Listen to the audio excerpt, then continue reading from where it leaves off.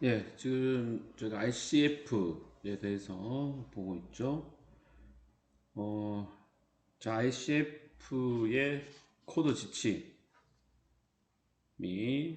금방 설명드렸듯이 BSDE로 되어 있고, B가 신체 기능, S가 신체 구조, D가 활동과 참여, E가 환경 요인입니다.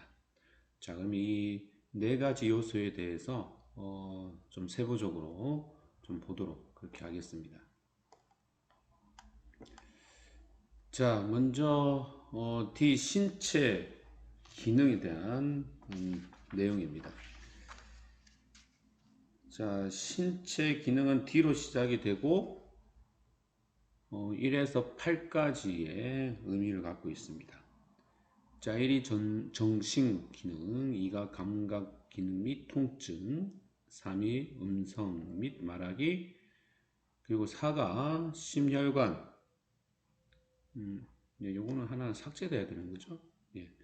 4가 심혈관계, 혈액학적, 면역학적, 호흡기계 기능까지 포함이 되어 있고, 5가 소화기계, 대사 내부기계 기능이고, 6이 비뇨 생식기와 생식기능, 7이 신경, 근육, 골격, 운동과 연관된 기능들, 뭐 이게 우리 파트와 좀 연관이 되어 있고, 그죠? 그 다음에 피부가 8이 되겠습니다. 자, 이렇게 해서 이 신체 기능은 B로 시작되고 1에서 8까지 이렇게 구분이 되어 있습니다. 자, 이런 신체 기능의 그 손상의 범위를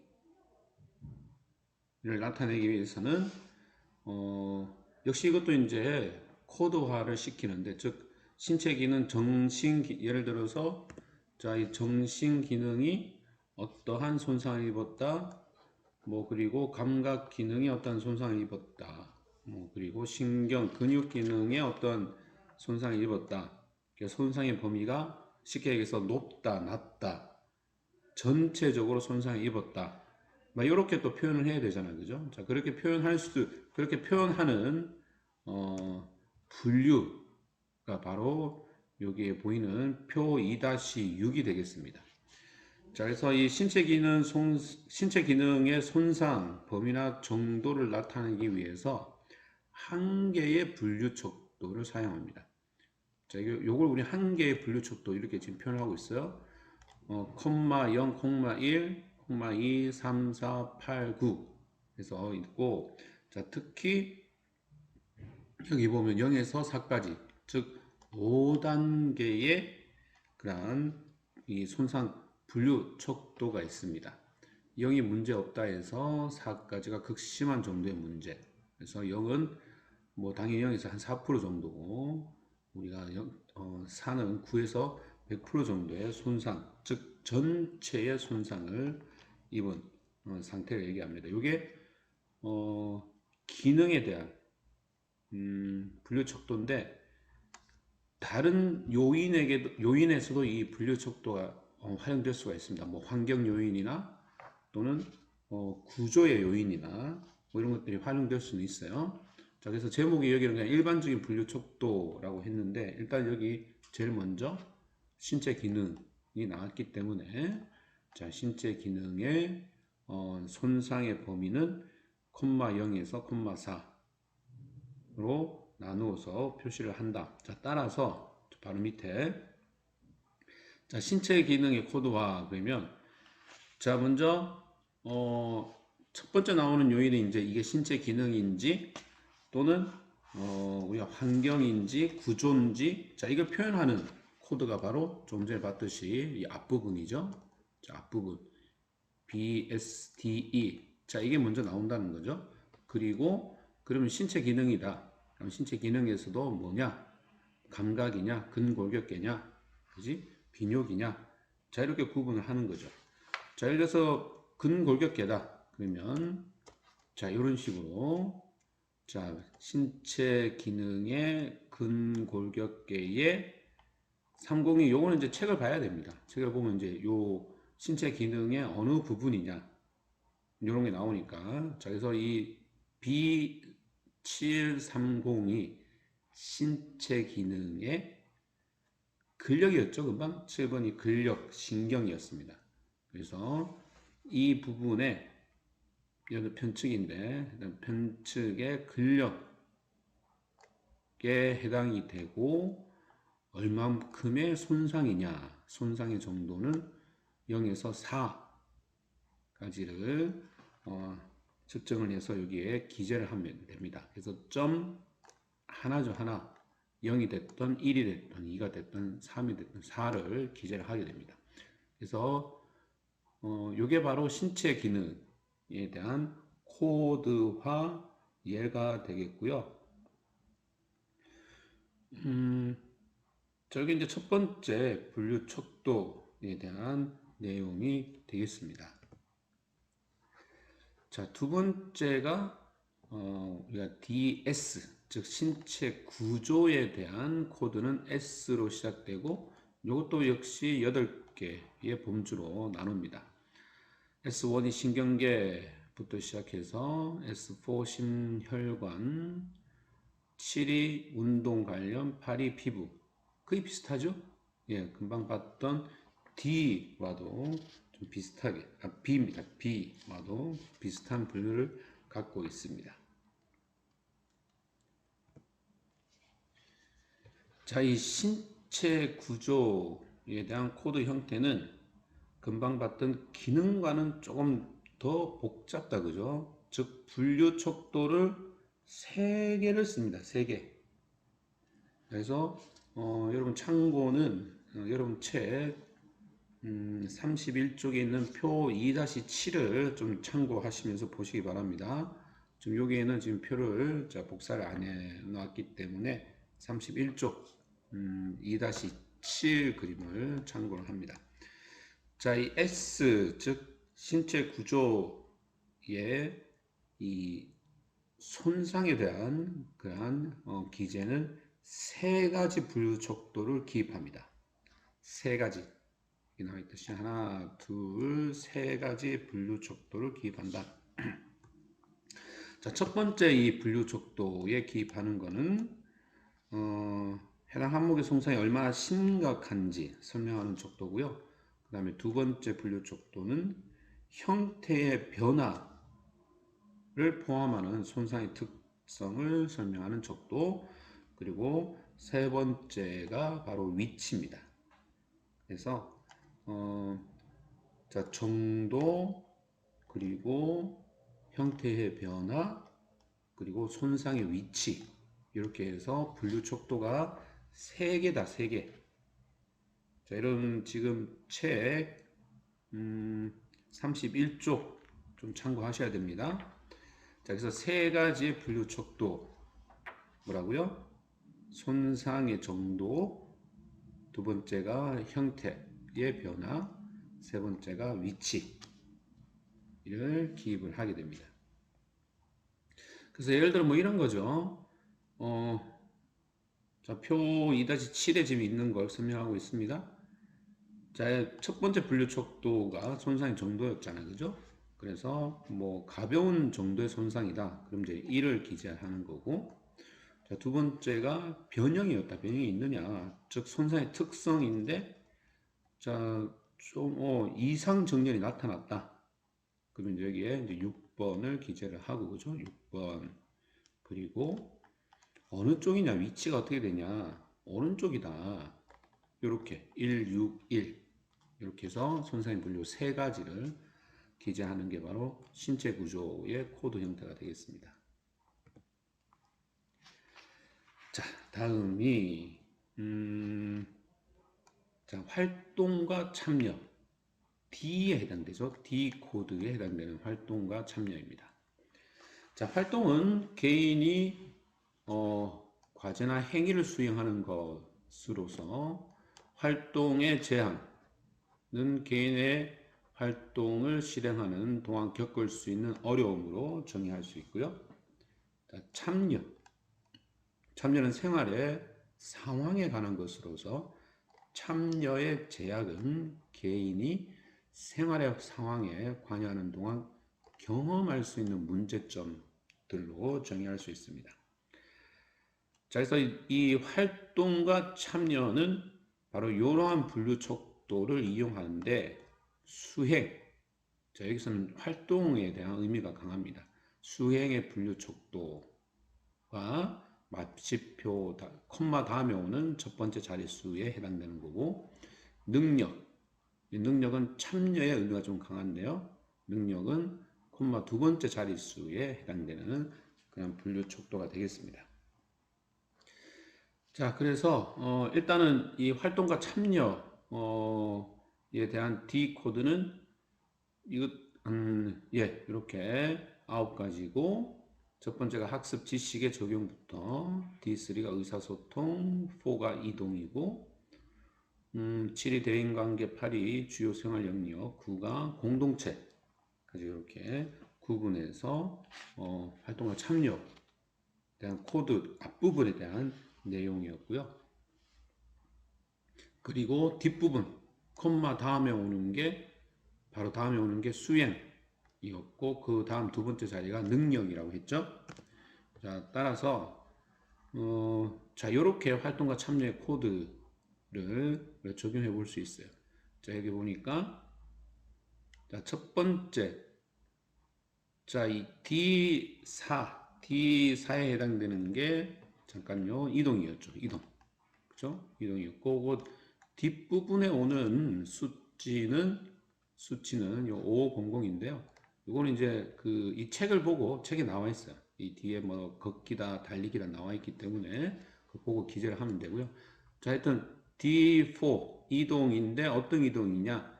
단거리 걷기에 대한 이 걷기를 이용한 이동이었고, 자, 이것에 대한 손상은 이제 D 콤마 뒤에 적을 텐데, 자, 콤마 뒤에 첫 번째 오는 게 바로 수행에 대한 손상 정도를 적는다고 했죠. 자, 그래서 첫 번째 수행에 대한 이 손상의 정도를 기재를 하고, 자, 두 번째가 능력입니다. 능력에 대한 분류 척도를 수행에 대한 이 능력에 대한 이 장애 정도에 대한 분류 숫자를 여기 두 번째에 기재를 하게 되겠습니다. 자, 이게 일단 기본적인 활동과 참여에 대한 코드와 기본 형태고요. 자, 이걸 조금 더 확대를 하면 기본에서 소수점 3자리와 4자리가 더 붙어요. 자, 여기 보니까 보조가 있는 능력, 보조가 없는 수행까지 해서 이게 확대된 그런 분류 척도가 되겠습니다. 요거는 선택적으로 사용을 합니다. 안 해도 상관없습니다. 근데 내가 좀 디테일하게 기재하고 싶다? 자, 말 그대로 선택이잖아요. 그래서 선택적으로 기재를 하면 되겠고요. 자, 여기까지가 여기 바로 기본이 되겠습니다. 자, 그렇다면 수행과 능력의 차이는 뭐냐? 콤마 첫 번째 오는 참여와 활동 이 손상에서 콤마 첫 번째 오는 수행의 손상, 수행이란 자, 앞에서 잠깐 설명을 했던 겁니다. 실제 생활 환경. 그러니까 일상의 어떤 기능을 얘기하는 거고 얘의 측정 방식은 자가 보호식입니다. 본인이 어떤 걸 이제 기재를 하는 거죠. 뭐 예를 들어서 자, 자전거를 타고 가는데 이 정한 목표까지 잘 갔는지 또는 금방도 뭐 단거리 이동을 보면은 집까지 마트를 가는데 잘 이동했는지 자, 자기 스스로 이제 설문에 대한 답을 하는 거고요. 또는 보호자가 옆에서 좀 도와줘서 이 수행에 대한 체크를 하면 되겠습니다. 자, 반면에 능력, 이 캐패시티는 우리가 일상생활 활동이라고 했고 측정을 누가 하느냐? 치료사가 직접 측정을 합니다. 그래서 뭐 ADL 평가도구 이런 것들을 활용해서 이러한 캐패시티를 측정을 하게 되겠습니다. 자, 이런 차이점이 있다, 그죠? 우리가 평가하는 방식에서 본인이 측정하는 이 설문을 하는 거냐, 또는 치료사에 의해서 이렇게 측정하는 거냐, 측정 방식의 차이를 볼 수가 있습니다. 자, 그리고 자, 또 하나 환경 요인의 코드화가 있습니다. 자, 이 환경은 사람들이 생활하고 삶을 수행하는 그런 물리적, 사회적, 태도적 환경을 의미를 합니다.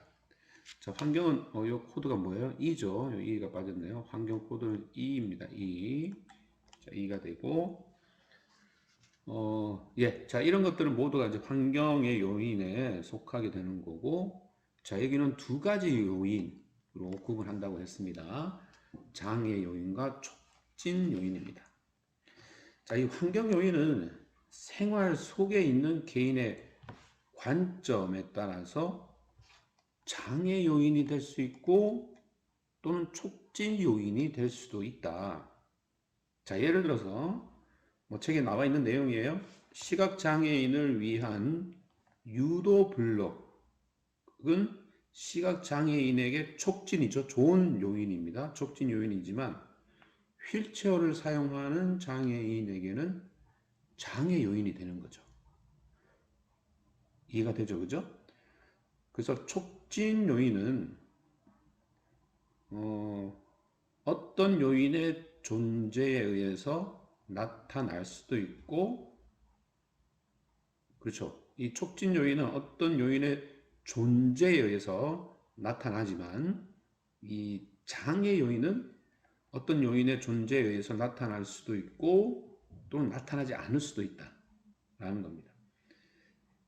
자, 이것도 이제 책에 있는 예를 들어보면, 예를 들어서 건물 입구에 있는 턱이 있을 때 휠체어 장애인은 장애 요인이 되는 거고, 또한 위층으로 올라가기 위한 엘리베이터가 없는 것도 장애 요인이 되는 겁니다. 자, 그래서 이 장애 요인이라는 건 어떤 요인이 존재에 의해서 나타날 수도 있고 또 부재에 의해서 나타날 수 있다. 어렵나요? 자, 계단이 있으면 어떤 물건이 생겼잖아. 생겨서 휠체어 이동이 제한을 받는다. 장애 요인이잖아요. 자, 그리고 만약에 엘리베이터가 없다. 어떤 물건이 없어요. 없으면 역시 휠체어 장애인에게 아주 큰 장애 요인이다. 이 말입니다. 자, 이해가 되죠? 자, 그래서 장애는 있을 때 또는 어떤 물건이 없을 때 장애 요인으로 존재할 수가 있다. 자, 이런 말이 되겠습니다. 자, 그래서 이 환경 요인에서 분류 척도는 장애 요인 또는 촉진 요인으로서 얼마나 부정적인가 또는 긍정적인가로 표현을 합니다. 그래서 다음과 같이 마침표나 분리 표시가 있으면 장애 요인, 자, 여기 장애 요인이에요. 마침표 또는 분리 표시 이렇게 있을 때 이건 다 장애 요인에 대한 그런 기재고, 여기에 플러스라는 이 부호가 붙을 때는 자, 요거는 촉진 요인을 의미합니다. 그래서 이제 이 장애 요인과 촉진 요인을 기재할 때는 이런 식으로 기재를 한다는 거죠. 자, 그리고 상세 불명의 장애 요인이 해당 사항 없다, 해당 사항 없다. 자, 이것도 뭐 또 위에 똑같은 겁니다. 그죠? 일단 브로스가 있느냐 없느냐에 따라서 이게 장애 요인이다 또는 촉진 요인이다 이렇게 구분을 할 수가 있겠습니다.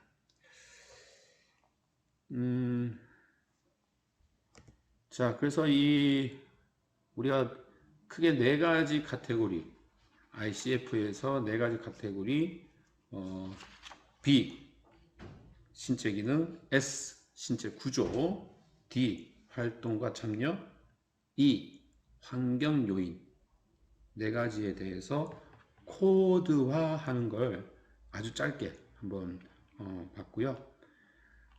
자, 이렇게 코드화 해보니까 수없이 많은 코드가 생긴다, 그죠? 서두에서도 얘기했듯이 이 ICF의 상세 분류는 다 해보니까 1424개나 생깁니다. 너무 많다, 그지? 자, 그래서 이거 좀 핵심적인 것만 좀 간추려서 좀 이렇게 코드화하자, 응? 라고 해서 D를 이어서 생긴 게 바로 ICF 코어 세트입니다. 핵심 그런 이 기재 방법을 얘기하는 거고요. 자, 이 코어 세트의 특징은 기능과 장애를 기술하기 위해서 특정 질환이나 장애와 관련된 ICF 범주만을 간추려 놓고 또 얘네들을 기간에 따라서 이렇게 맞춰줍니다. 즉 급성, 아급성, 만성과 같은 그냥 건강 상태와 특정 상태 집단에 맞게끔 즉 기간에 시간에 맞게끔 분류해서 개발한 게 바로 ICF 코셋이 되겠습니다. 자, 이 코셋은 여러분 책에 33쪽 표 2-9를 참고하시면 되겠는데요. 여기 지금 화면에는 표가 없습니다. 그래서 33페이지를 보시면 코셋의 종류에서 근육계, 뼈대계, 심폐계 뭐 밑으로 쭉 나오고 그리고 급성기, 아급성기, 만성기 자 이렇게 구분을 하고 자 코스의 종류는 그거 나오죠. 제리아트리, 리해빌리테이션 또는 미니멀 셋, 환경적인 요인의 최소 셋 이렇게 해서 제네릭 일반적인 거 재활 그리고 인바이러먼트 환경적인 요소들이 코스의 종류에 들어가고요. 그리고 그 밑으로는 신체 시스템별로 급성이다, 아급성이다, 만성기다 이렇게 해서 구분을 하게 됩니다. 그래서 이 상황에 있는 것만 아까 봤던 ICF 코드를 만들어 주는 거죠. 즉, 좀 더 쉽게 얘기하면 질환이다, 질환. 예? 코셋, 이 ICF 코셋의 특징은 질환에 의해서 질환이 급성기였냐, 질환이 아급성기였냐, 질환이 만성기였냐에 따라서 구분해서 코드화 시킨 거예요. 자, 그래서 이걸 보면 어쩔 수 없이 질환이 들어가야 된다는 거지. 질환이 들어가고 그 질환의 시기에 따라서 이렇게 ICF도 간추려서 요약해서 표현을 할 수가 있다는 겁니다. 자, 그래요. 이제 그래서 이 ICF를 표현하는 방법 우리가 간단히 봤고, 자, 여러분은 참고로 요걸 기억을 하면 돼요. ICF는 네 가지가 있고, 아까 했던 이 신체 기능부터 시작해서 환경적인 요인까지 이렇게 해서 앞자리 B부터 시작해서 STE로 표현을 하고, 자, 그것을 신체 부위별 또는 손상 이제 컴마 뒤에 나오는 게 손상이었죠. 손상 분류에 따라서 이 1400개를 기재를 할 수 있고 자 이것을 좀 더 함축해서 중요한 것만 기재할 수 있도록 만든 게 ICF 코셋이다. 코셋의 특징은 특정 질환, 장애를 시기별로 나누어서 코드화 시킨 것이다. 그렇게 정리를 해볼 수가 있겠습니다. 예, ICF 임상 활용인데요. 자, 이거는 뭐 당연히 활용이니까 우리가 실습을 좀 해야 되는데 뭐 실습은 여기서 할 수는 없고 뭐 이것도 어쩔 수 없이 그냥 문서화된 거 간단히 보고 정리를 하도록 하겠습니다. 자, 이게 ICF의 임상 활용에서는 측정 수준을 그리고 측정 수준을 이제 관찰해야 되겠죠. 우리가 얘기했던 건강 상태 그리고 손상 그리고 활동의 제한, 참여의 제약, 자 이런 이런 요소들이 있는지를 관찰을 해야 되는 게 가장 중요한 부분이다, 그죠? 자, 그래서 특히 이제 건강 상태 같은 경우에는 조직 또는 세포 수준의 병리학적 현상에 대한 표현으로 주로 의학적 진단명이 여기에 이제 해당이 되겠고, 손상은 신체 기능과 구조의 변화와 관련된 표현으로 뭐 예를 들어서 근력의 약화, ROM의 제한 뭐 이런 것들이 여기에 이제 포함이 되겠습니다. 활동의 제한은 걷기나 신변 처리 같이 특별한 기술이 필요하지 않고 일반적으로 모든 사람들이 스스로 할 수 있는 과제를 수행하지 못하는 경우 활동 제한을 보고, 참여의 제약은 사회적 역할을 수행하기 어려울 때 참여의 제약으로 간주를 합니다. 자, 그래서 이러한 것들을 어떻게 관찰을 한다, 그지? 관찰을 해서 좀 전에 봤던 코드화해서 기재를 하면 된다는 거고요. 자, 이걸 표로서 좀 요약한 게 바로 34쪽에 나와 있는 표 2-10이 되겠습니다. 자, 금방 봤던 관찰되는 요소들은 건강 상태, 자, 건강 상태를 의학적 진단으로 표현을 하면 되겠고요. 자, 의학적 진단도 우리가 IC 코드로 수치화하면 돼요. 우리가 IC 코드, 뭐 한국형 코드, 뭐 이렇게 하면 되고요. 잘 안 적어지네요. 지우도록 하겠습니다. 자, 그렇게 하고, 자, 이제 건강 상태를 의학적 진단으로 표현해서 하면 되겠고, 자, 그 다음에 손상에서는 신체 계통의 기능 또는 구조를 이 손상에서 관찰하면 되고, 그 다음 활동의 제한은 우리가 일반적인 그런 활동의 제한들을 보면 되겠다, 그죠? 그래서 뭐 신변절 수술하느냐, 단거리 그러니까 걷기를 잘할 수 있느냐, 물건을 들 수 있느냐 이런 것들 보는 게 활동의 제한을 보는 거고, 참여의 제약은 그렇죠. 이 사회적 역할을 수행할 수 있느냐, 예를 들어 스포츠 여가 활동할 수 있느냐, 가족 구성원으로서 역할을 하느냐, 이러한 참여의 제약을 관찰을 하게 되겠습니다. 자, 그래서 이제 이렇게 관찰을 해서 우리가 궁극적으로 이런 것들을 물리치료에 적용해야 되죠. 그래서 어떤 손상이 있고, 그리고 어떠한 활동의 제한이 있고, 이걸 통해서 뭐를 지금 참여를 못하고 있느냐. 이런 것들 파악하려고 지금 ICF를 배우고 있는 거예요. 응? 단순히 아킬레스건 힘줄의 파열이군요. 자, 누우세요. 자, 합시다. 뚜두둑. 치료가 잘 된 것 같아요. 예, 다음 주에 오세요. 이렇게 하려고 ICF 배우는 게 아니라는 것이. 응? 이 파열에 의해서 뭐가 안 되고 어떤 제한을 받고 어떤 걸 참여하지 못하느냐를 파악해서 그걸 하도록 만들어줘야 된다는 거야. 자, 그래서 우리가 이 물리치료를 할 때는 자, 이런 것들, ICF 같은 것들을 좀 참고해서 자, 문제가 뭐냐? 그리고 이 사람이 원하는 게 뭐냐? 당연히 원하는 건 일상생활을 참여하는 거겠죠, 그죠?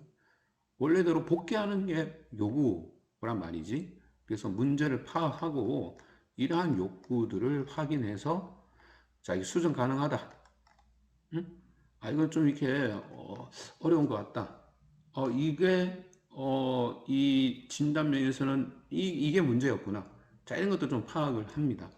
그리고 이런 것들 적절하게 조정하고 적절하게 선택을 해서 자, 무엇을 버리고 무엇을 치료하고 이 치료를 통해서 어떤 것들을 회복시킬 수 있다.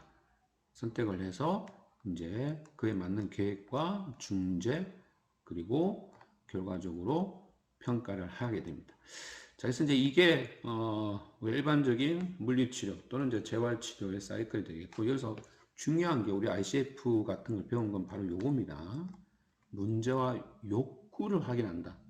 필요한 게 문제만 우리가 항상 보는 거야. 문제만 질환만 보고 했는데 거기에 이런 필요에 대한 욕구들을 확인하는 게 중요하다라는 내용입니다.